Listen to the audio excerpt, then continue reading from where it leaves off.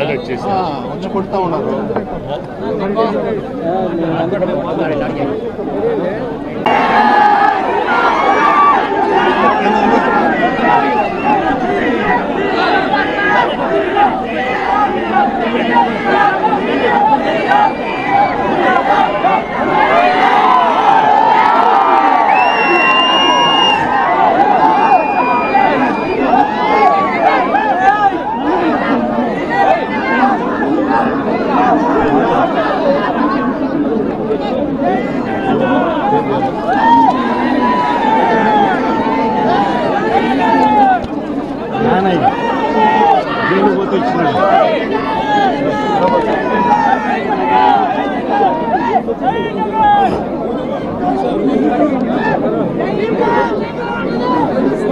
రాష్ట్రంలో red book రాజ్యాంగంతో ఈరోజు రాష్ట్రంలో ఎమర్జెన్సీ తరహా పరిస్థితులు ఈరోజు రాష్ట్రంలో నెలకొని ఉన్నాయి అని చెప్పడానికి రాష్ట్రంలో జరుగుతూ ఉన్న అనేక ఘటనలన్నీ కూడా ఇవాళ రాష్ట్రంలో ఉన్న ఎమర్జెన్సీ పరిస్థితులను కంటికి కనపడేట్టుగా చూపిస్తాయి. ఆశ్చర్యం కలిగించే విషయాలు నేను అడుగుతా ఉన్నాను. ఇదే చంద్రబాబు నాయుడు గారి ప్రభుత్వాన్ని అడుగుతా ఉన్నాను, చంద్రబాబు నాయుడుని అడుగుతా ఉన్నాను.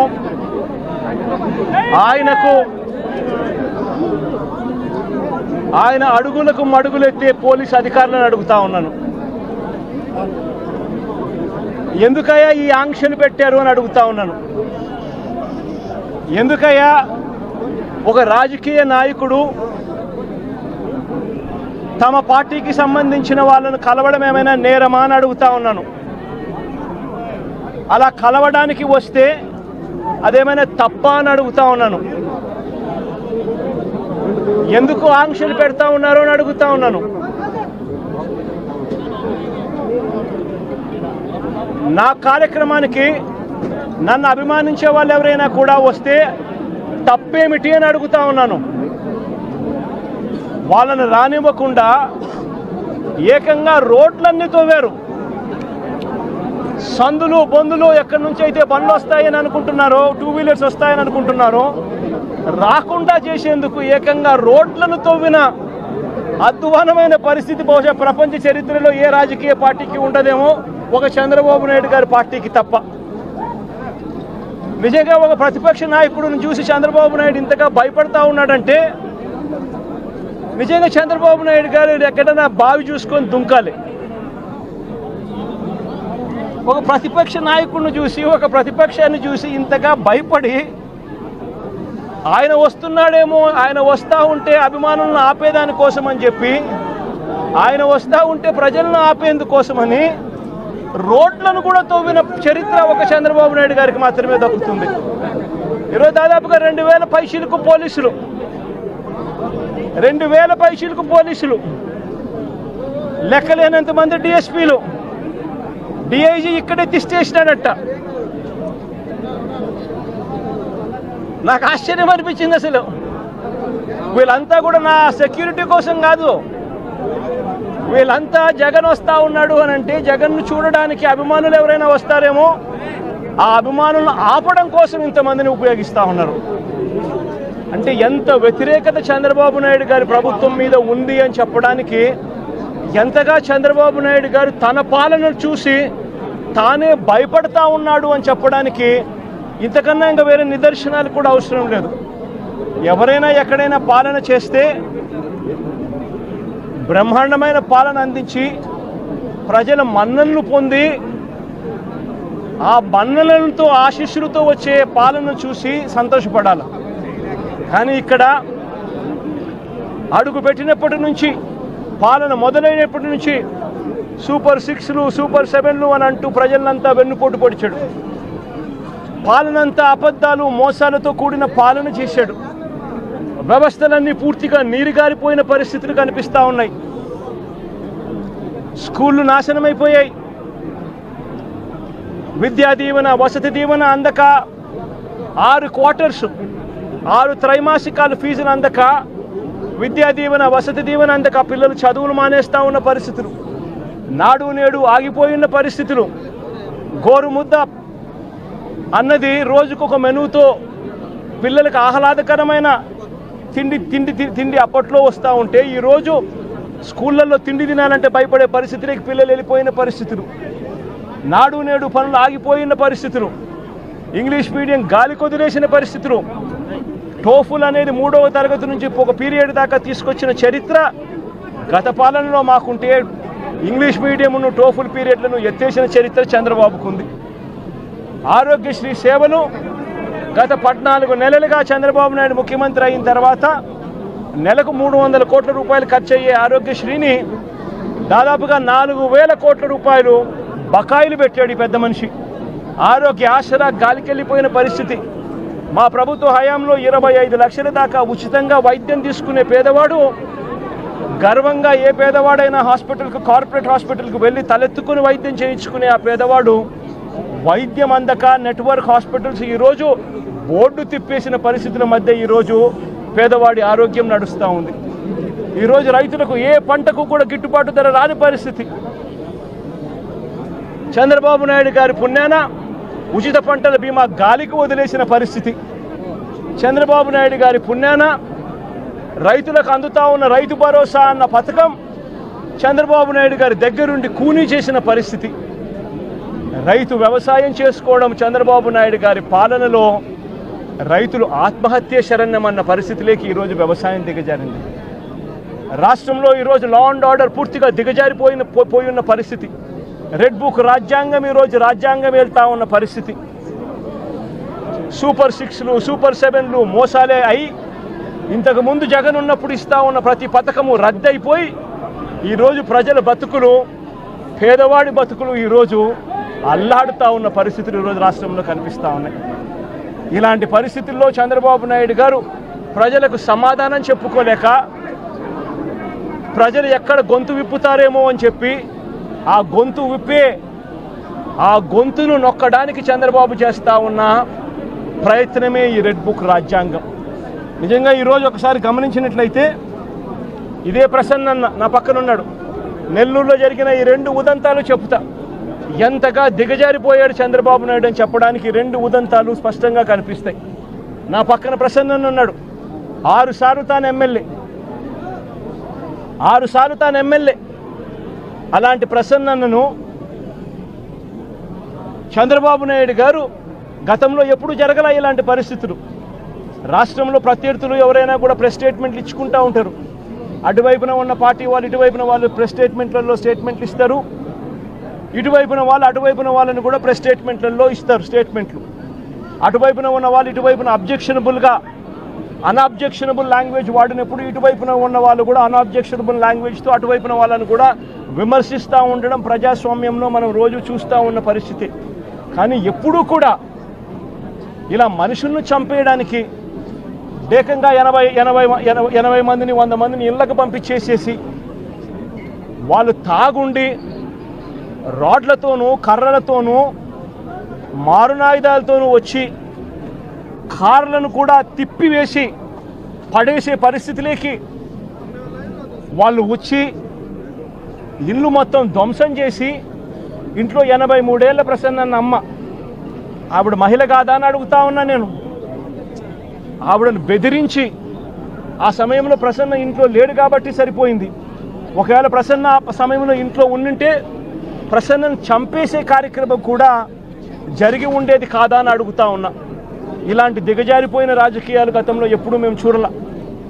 నేను అడుగుతా ఉన్నా, ఇదే చంద్రబాబు నాయుడు గారిని అడుగుతా ఉన్నా, అయ్యా చంద్రబాబు నాయుడు గారు మీ ఎమ్మెల్యేలు ఎంత హేయంగా మాట్లాడుతూ ఉన్నారు అని చెప్పడానికి నిదర్శనం నిన్న మొన్న జరిగిన నగిరి ఎమ్మెల్యే రోజమ్మ గురించి ఎక్స్ఎమ్మెల్యే అంటే Rojamma ex MLA sitting MLA Nagari Telugu Desam party MLA ఎలాంటి మాటలు మాట్లాడాడు. చెప్పడానికి కూడా సిగ్గుపడే మాటలు, సిగ్గుపడాల్సిన మాటలతో రోజమ్మను హేయంగా మాట్లాడితే ఇదే చంద్రబాబు నాయుడు గారు ఏం చేశారని అడుగుతా ఉన్నా.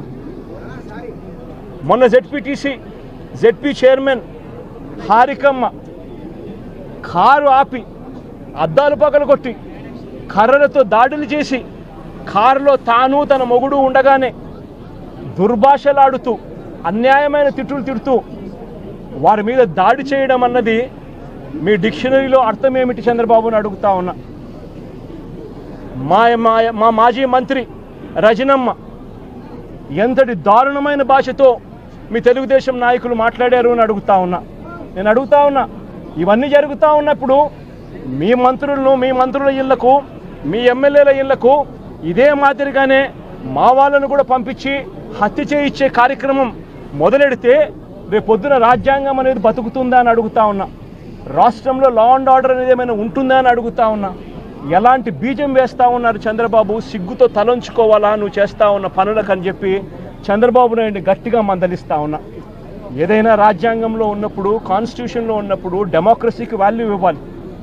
ప్రజాస్వామ్యంలో ఇటువైపున స్టేట్మెంట్లు అటువైపున స్టేట్మెంట్లు ఇచ్చుకోవచ్చు, కానీ స్టేట్మెంట్లు నచ్చకపోతే మనుషులను చంపేసే కార్యక్రమం దాకా ఇళ్లకు మనుషులను పంపించి చంపేసే కార్యక్రమం చేయడం అన్నది అతి హేయమైన రాజకీయం అని చంద్రబాబు నాయుడు గారికి గట్టిగా నిలదీస్తూ చెప్తా ఉన్నా.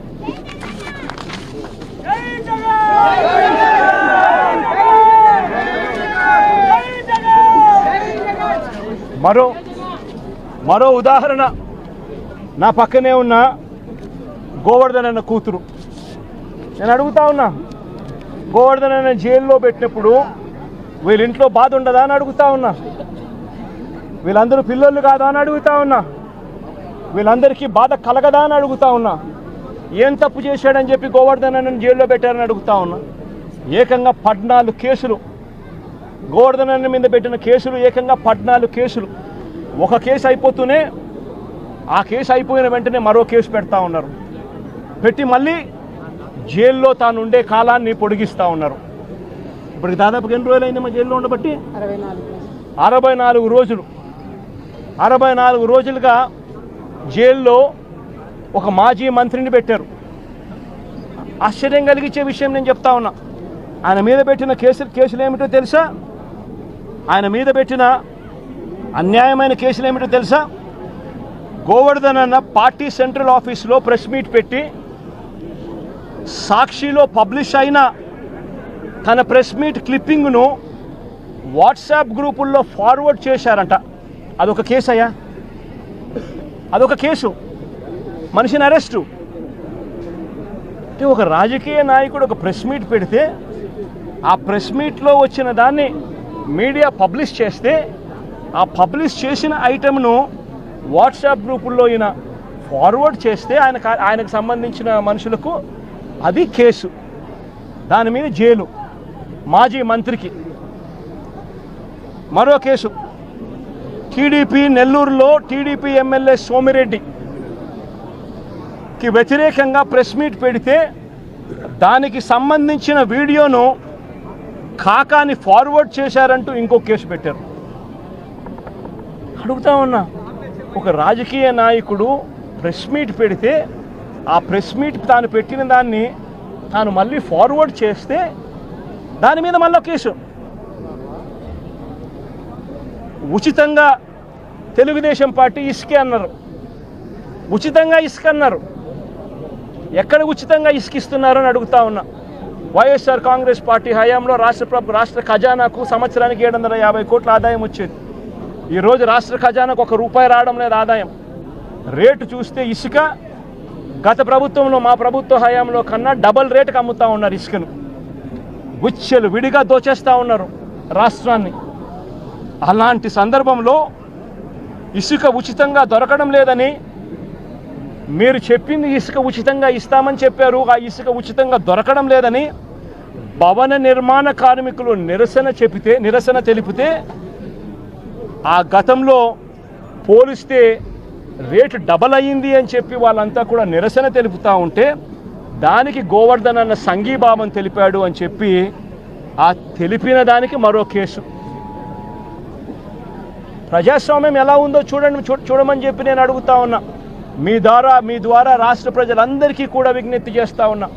ప్రజాస్వామ్యం ఎంత దారుణంగా ఉంది అని చెప్పడానికి జరుగుతూ ఉన్న ఈ ఘటనలు ఎలా అద్దం పడతా ఉన్నాయో గమనించమని అడుగుతా ఉన్నా. మరో కేసు, వెంకటాచలంలో వెంకటాచలం మాజీ జెడ్పీటీసీ శేషయ్యన్న మీద అక్రమంగా కేసు పెట్టి జైలుకు పంపితే దీన్ని నిరసిస్తూ గోవర్ధన్ అన్న మాట్లాడితే పోలీసులకు వ్యతిరేకంగా మాట్లాడారు అని చెప్పి దాని మీద కేసు పెట్టారు.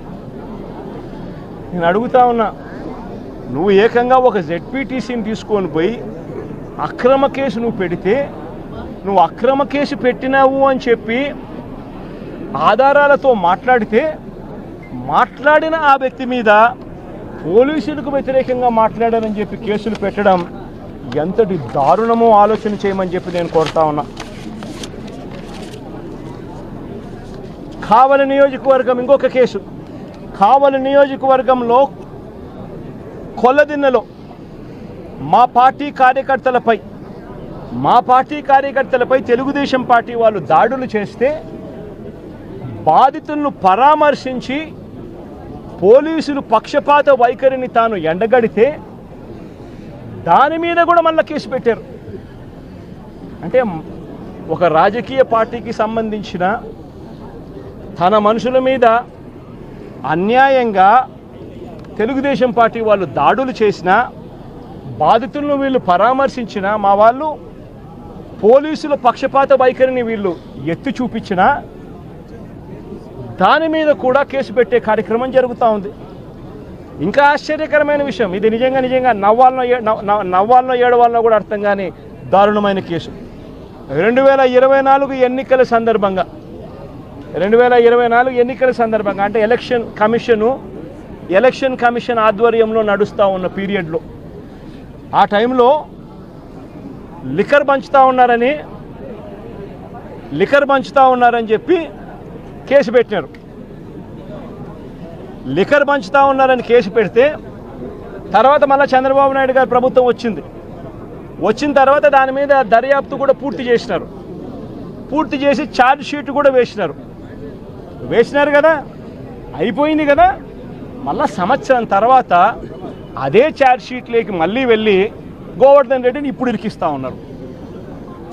ఏమయ్యా ఇది నాకు అర్థం కావడంలా. ప్రజాస్వామ్యంలో బతుకుతా ఉన్నామా? ప్రజాస్వామ్యంలో బతకడం లేదా? ఇంతకన్నా దారుణమైనది ఏమైనా ఉంటుందా? అది కూడా తప్పుడు వాంగ్మూలాలు మళ్ళీ ఇప్పుడు సృష్టించి ఆ గ్రామంలో ఏదో liquor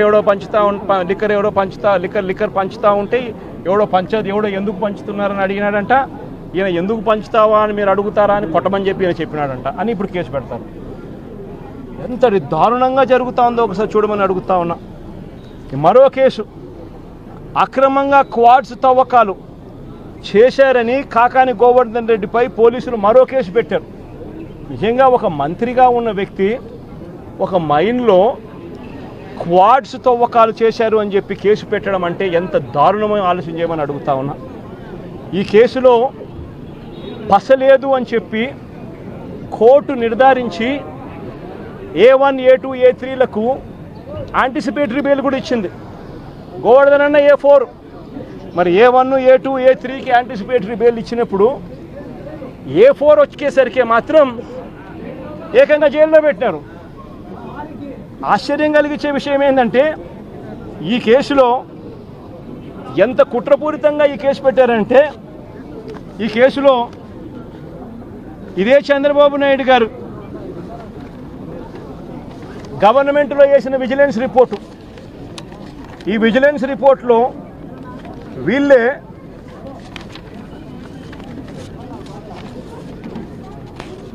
the village revenue officer Sri Siddam Pullaya also confirmed that no quarrying activities had been carried out for the past 4 years. ఈ లేసిన విజిలెన్స్ రిపోర్ట్లోనే ఇదే ఊర్లోనే తాటిపర్తి అనే విలేజ్లో ద విలేజ్ రెవెన్యూ ఆఫీసర్ సిద్ధం పుల్లయ్య అనే వ్యక్తి కన్ఫర్మ్ చేసినాడంట, no quarrying activities had been carried out for the past 4 years అని. నేను అడుగుతా ఉన్నా, ఏందయ్యా ఇది నాకు అర్థం కావడం లేదంట. ఈ కేసు సరిపోదు అని చెప్పి ఈ కేసులో పసలేదని ఏకంగా SC ST కేసు పెట్టారు. మళ్ళీ దీంట్లో మైనింగ్లో SC ST కేసు పెట్టారు. నిజంగా ఎంత దారుణమైన వీళ్ళ పరిస్థితి ఏమిటి అని ఆలోచన చేయమని అడుగుతా ఉన్నా. సేడిజం అన్నది చంద్రబాబు నాయుడులో నరాలలో సేడిజం అన్నది ఎంతగా ఉంది అని చెప్పడానికి ఇవన్నీ కూడా నిదర్శనాలు కావా అని అడుగుతా ఉన్నా.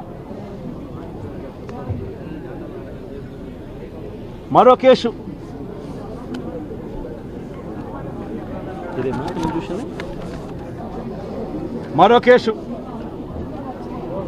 ఇదేంది, మాగుంట శ్రీనివాసరెడ్డి అనే వ్యక్తి ఎంపీ, ఆయన నాలెడ్జ్ తెలియకోకుండా ఎవరో మైనింగ్ పర్మిషన్ తీసుకున్నారట, ఇల్లీగల్గా మైన్ చేశారంట, ఫోర్జరీ సంతకాలట. ఆ కేసు ఎప్పుడు పెట్టాము? మా ప్రభుత్వ హయాంలో మేము బుక్ చేసిన కేసు. మా ఎంపీ అప్పట్లో మాగుంట శ్రీనివాసరెడ్డి, ఆయనకు తెలియకుండా ఎవడో ఫోర్జరీ సంతకాలు పెట్టి ఇల్లీగల్ మైనింగ్ ఏదో తీసుకుని దాంట్లో ఇల్లీగల్ మైనింగ్ చేశాడని ఒక చిన్న ఇన్సిడెంట్, దాంట్లో గ్రావెల్ ఏదో తోవినాడని చెప్పి చిన్న ఇన్సిడెంట్, దాని మీద మేమే ఎఫ్ఐఆర్ బుక్ చేసినాం. మా ఎంపీ సంతకం దొంగ సంతకం చేసినాడు అని చెప్పి మేమే పెట్టించినాం.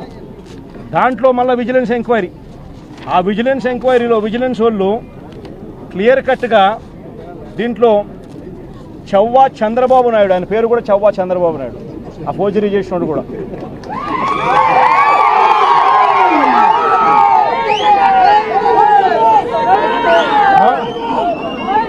who paid the initial amount through 5 demand drafts as a purchaser అని రాష్ట్రం.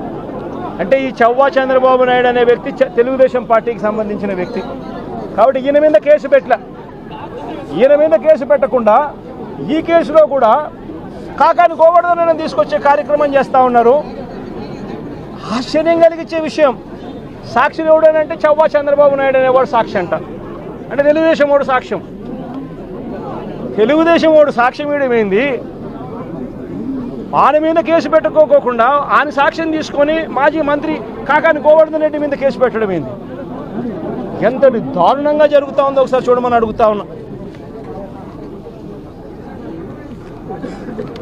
ఆయన ఇల్లు 100 కోట్ల రాజభవనం అని చెప్పి అని ఇంకొకటి, ఇల్లీగల్గా ఆయన సంపాదించిన ఆస్తిలో 100 కోట్ల రాజభవనం పెట్టాడని అని ఇంకొకటి. ఇందులో సాక్షాత్తు వాళ్ళు విజిలెన్స్ రిపోర్టు వీళ్ళంతకీ వీళ్ళే లెక్క కట్టారు. ఏమని? Upon examining the material evidence, the government assessed value of the 120 ankanams is 1.42 crores. The estimated construction value of the house is approximately 5 to 6 crores. And వీళ్ళ లెక్కల ప్రకారం 6-7 కోట్లు దాటినప్పుడు 100 కోట్లు అని చెప్పి ఆయన మీద ఇంకొక తప్పుడు ఆరోపణలు చేయడం ధర్మమేనా అని అడుగుతా ఉన్నా.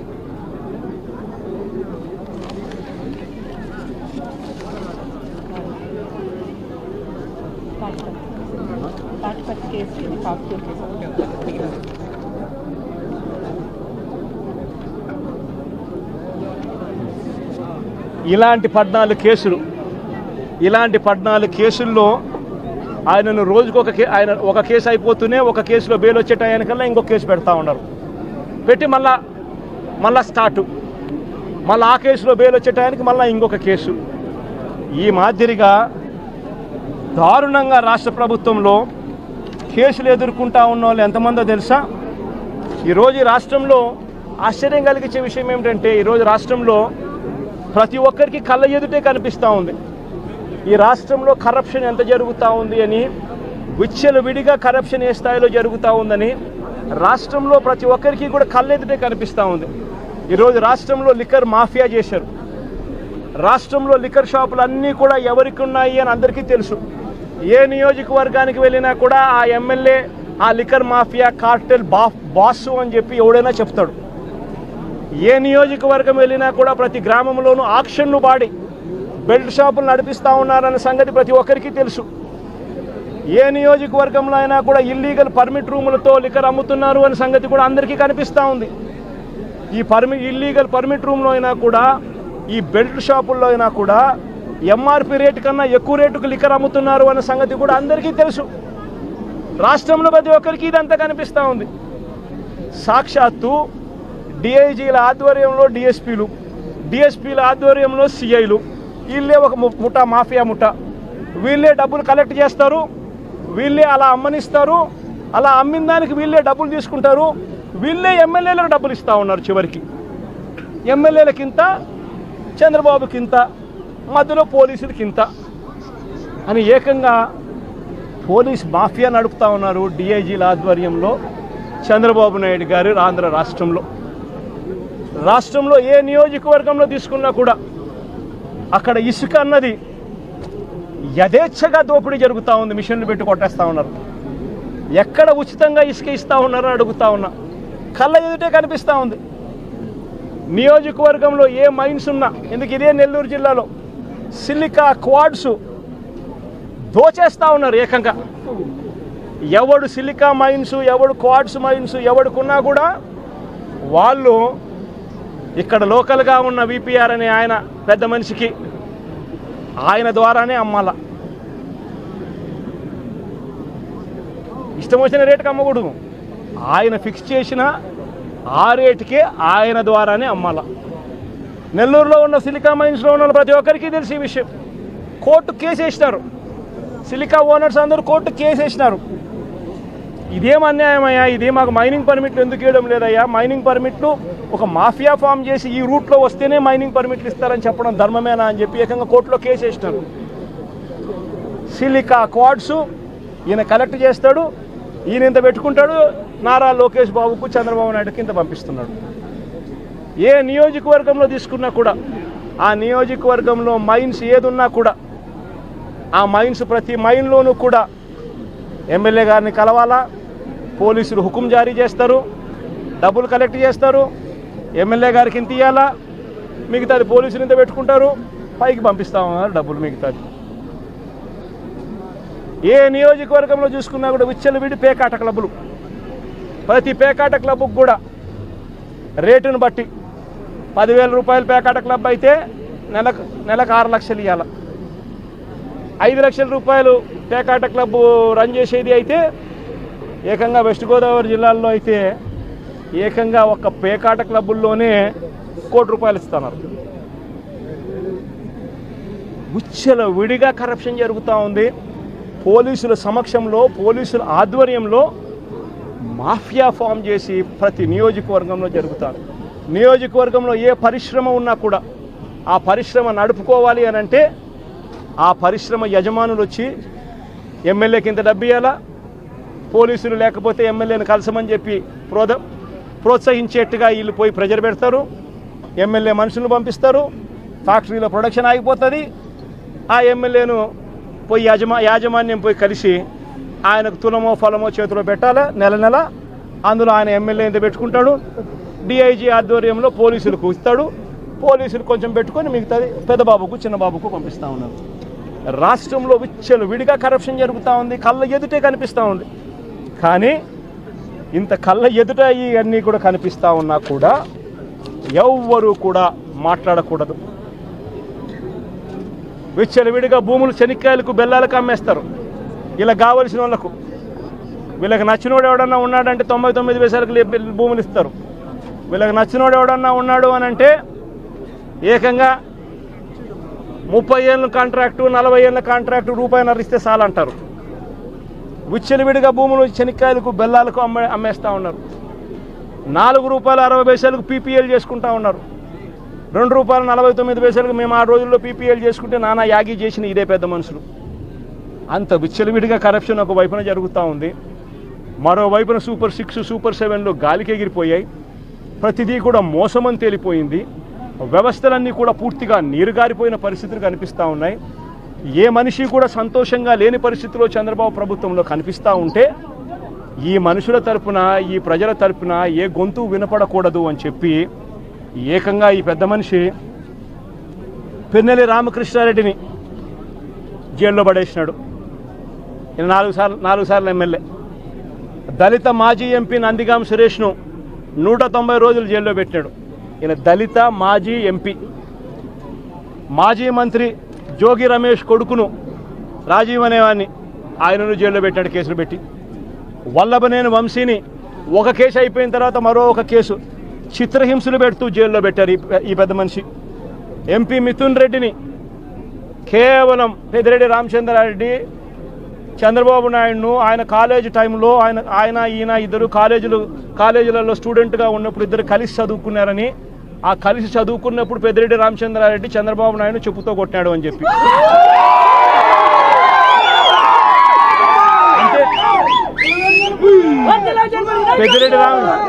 పెద్దిరెడ్డి రామచంద్రారెడ్డి చిన్నప్పుడు చేసిన ఆ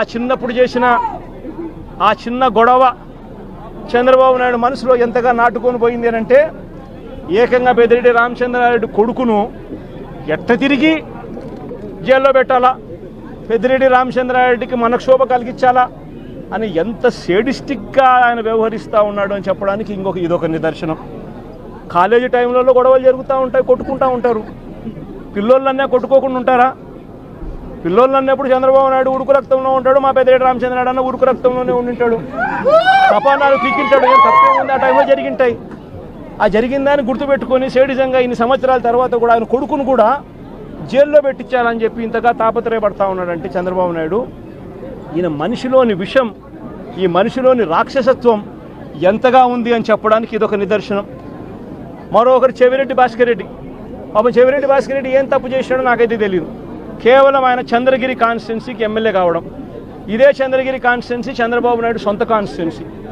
ఇదే చంద్రబాబు నాయుడు సొంత కాన్స్టిట్యున్సీ చంద్రగిరిలో 1983లో 1978లో ఆయన కాంగ్రెస్ పార్టీలో మంత్రిగా ఉండి పోటీ చేసి 17,000తో ఓడిపోయినాడు చంద్రగిరి కాన్స్టిట్యున్సీలో 1983లో. ఆ తర్వాత ఆయన ఓడిపోయి మళ్ళీ వాళ్ళ మామూలు కాళ్ళు పట్టుకొని గడ్డం పట్టుకొని మళ్ళీ 1989లో తెలుగుదేశం పార్టీలో చేరి అక్కడ రాజ్యమేలి కుప్పం అనే నియోజకవర్గాన్ని, బీసీలు అధికంగా ఉన్న కుప్పం అనే నియోజకవర్గంలోకి వెళ్ళి పోటీ చేస్తూ ఉన్నాడు. ఈ చంద్రగిరి నియోజకవర్గం ఆయన చేతుల్లో నుంచి వెళ్ళిపోయింది అని, ఈ చంద్రగిరి అనే నియోజకవర్గం ఆయన సొంత ఊరుంది కాబట్టి అక్కడ ప్రజలు చంద్రబాబు నాయుడు ఓడించినారు అని బాధ తట్టుకోలేక భాస్కర్ను వేధించి జైల్లో పెట్టించే కార్యక్రమాలు చేస్తూ ఉన్నాడు. చివరికి భాస్కర్ ఒకడే కాదంట, భాస్కర్ కొడుకు మొన్న కంటెస్ట్ చేసినాడు. పాపం లండన్ నుంచి వచ్చినాడు పాపం ఆ పిల్లోడు కూడా మొన్న కంటెస్ట్ చేసిన ఆ పిల్లోని కూడా కేసులో పెట్టినారు. ఇదే పెద్ద మనిషి చంద్రబాబు నాయుడు కొడాలి నానిని, పేర్ని నాని భార్యను కూడా చివరికి అని కూడా చూడకుండా ఆమెను కూడా కేసులో పెట్టాలని చిత్రహింసలే. అనిల్ కుమార్ యాదవ్ ఇక్కడ జిల్లాలో మీ అందరికీ పరిచయస్తుడైన బీసీ నాయకుడు, మంత్రిగా ఎదిగిన వ్యక్తి, యువకుడు, ఇలాంటి వ్యక్తిని కూడా దొంగ కేసుల్లో ఇరికించాలని చెప్పి ఏకంగా ప్రయత్నం చేస్తే ఆ కేసులో ఆ విట్నెస్ వెళ్ళి జడ్జి ముందర పోలీసులు నన్ను 3rd డిగ్రీ ఉపయోగించి నన్ను దొంగ స్టేట్మెంట్ తీసుకునే ప్రయత్నం చేశారు అని చెప్పి ఏకంగా మెజిస్ట్రేట్ ముందర చెప్పినాడు అని అంటే ఎంతటి దారుణంగా వీళ్ళు పోలీసులను ఉపయోగిస్తున్నారని చెప్పడానికి ఇదొక నిదర్శన. జోగి రమేష్ మరో బీసీ నాయకుడు, సజ్జల రామకృష్ణారెడ్డి మా పార్టీలో మరో సీనియర్ నాయకుడు, ఆయన కొడుకును కూడా వదలడంలా, ఆయన కొడుకును కూడా భార్గవరెడ్డి అనే ఆ పిల్లని కూడా వేధించే కార్యక్రమే. వైవి సుబ్బారెడ్డి మరో మా పార్టీకి సంబంధించిన మరో సీనియర్ నాయకుడు, ఆయనను ఒకడే కాదు ఆయన కొడుకును కూడా మళ్ళీ తీసుకొచ్చే కార్యక్రమం. దేవినేని అవినాష్ విజయవాడకు సంబంధించి దేవినేని అవినాష్ మా జిల్లా కృష్ణా జిల్లా అధ్యక్షుడు, ఆయనను కూడా చిన్నపిల్లోడని కూడా చూడకుండా ఆయన మీద కూడా కేసులే. తలసిలి రఘురాం, అంబటి రాంబాబు, అంబటి మురళి, విడుదల రజని, దళిత ఎమ్మెల్యే చంద్రశేఖర్, బూచేపల్లి శివప్రసాద్, ఉషశ్రీ చరణ్, తోపదుర్తి ప్రకాష్ రెడ్డి, మాజీ ఎంపీ గోరంట్ల మాధవ్, మేరుగ నాగార్జున్, దాడిశెట్టి రాజా, అబ్బాయి చౌదరి, సుధీర్, సత్తెనపల్లి మన తరపున పోటీ చేయబోతా ఉన్న క్యాండిడేట్, లేళ్ల అప్పిరెడ్డి, గోపిరెడ్డి శ్రీనివాసరెడ్డి, సిదిరి అప్పలరాజు, మరో బీసీ మంత్రి ఉప్పాల రాము, మన ZP chairman Uppala Harika husband, Mondithoka Arun మన పార్టీకి సంబంధించిన ఎమ్మెల్సీ దళితుడు. ఈ నాయకులందరి మీద కూడా తప్పుడు కేసులే. మా ప్రతాప్ అన్న కూడా ఇక్కడే ఉన్నాడు. ప్రతాప్ అన్న కూడా మీద కూడా ఇంకొక తప్పుడు కేసు. ఇవి కాక ఇతర నాయకుల మీద, ఇతర కార్యకర్తల మీద సోషల్ మీడియాలో చంద్రబాబు నాయుడు గారి ప్రభుత్వం చేస్తూ ఉన్న అన్యాయాలను ప్రశ్నిస్తూ ఉన్న వాళ్ళ మీద కొన్ని వేల సంఖ్యలో కేసులు పెడతా ఉన్నారు, హరాస్మెంట్ చేస్తూ ఉన్నారు.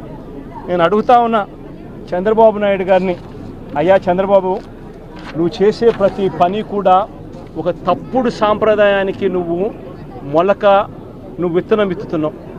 ఇదే విత్తనం రేపొద్దున వృక్షం అవుతుంది. నువ్వు ఏదైతే ఇత్తుతావో అదే పండుతుంది.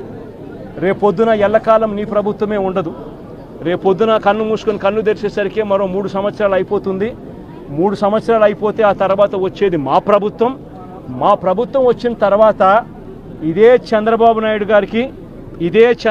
నాయుడు గారి అడుగులకు మడుగులు ఎత్తిన ఈ పోలీస్ అధికారులకు ఎవరెవరైతే అన్యాయాలు చేశారో, ఎవరెవరైతే తప్పుడు పనులు చేశారో వాళ్ళందరిది కూడా లెక్క జమా తీస్తాం. వాళ్ళందరినీ కూడా చట్టం ముందర నిలబెడతాం.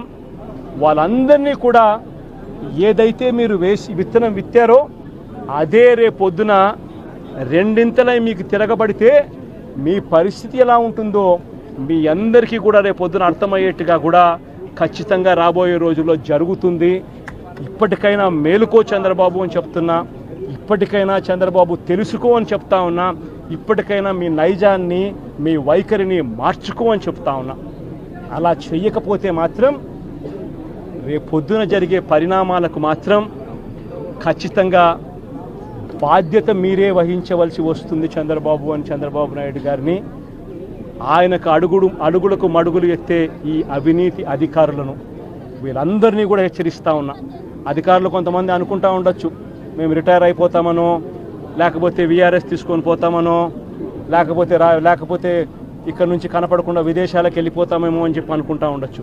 ప్రతి అధికారికి చెప్తా ఉన్నా, 7 సముద్రాలు అవుతాయి.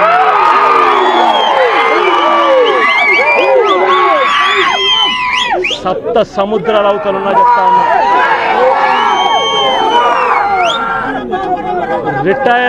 రిటైర్ అయి ఉన్నా కూడా చెప్తా ఉన్నా. బీఆర్ఎస్ తీసుకొని ఉన్నా కూడా చెప్తా ఉన్నా. ప్రతి ఒక్కరిని పిలిపిస్తాం. ప్రతి ఒక్కరిని కూడా పిలిపించి మీరు చేసిన ప్రతి పని కూడా చట్టం ముందర నిలబెట్టి మీ అందరికీ కూడా ఖచ్చితంగా శిక్ష పడేలా ఖచ్చితంగా అడుగులు పడతాయని మాత్రం ప్రతి ఒక్కరిని హెచ్చరిస్తా ఉన్నా. ప్రభుత్వం వచ్చిన తర్వాత అనేక మంది